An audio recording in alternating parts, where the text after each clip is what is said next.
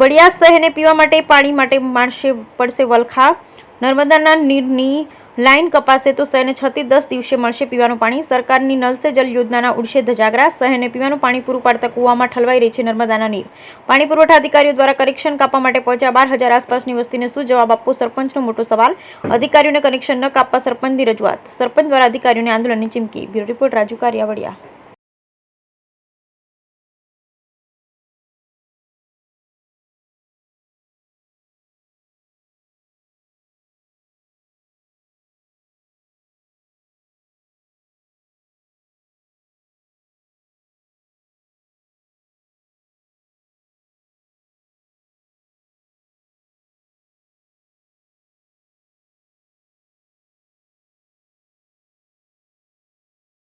છે આજ રોજ આપણે 3 દિવસે પાણી આપીએ છીએ। અત્યારે વડિયાનો ડેમ છે પણ એ પણ ખાલી છે।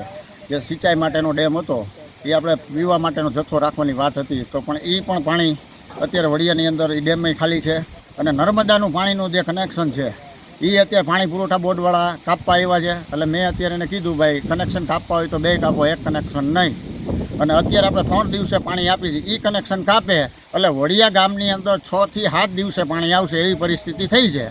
એટલે આ લોકોને રિક્વેસ્ટ મેં કરેલી છે કે ભાઈ તમે કનેક્શન ના કાપો, તો એ કે નહીં કનેક્શન અમારે કાપવું જ પડે એમ છે, એમ હાલે એમ નથી। તો વડિયા ગામની અંદર 12,500 માણસોની વસ્તી છે અને 20,000 ગાયો છે, ઘેટા બકરા છે, માલધારીના છે જે ઢોર છે, તો એને પાવા લોકો ક્યાં જશે? વડિયાના જે નદી છે એ આખો ખાલી છે, ડેમ પણ વડિયાનો ખાલી છે।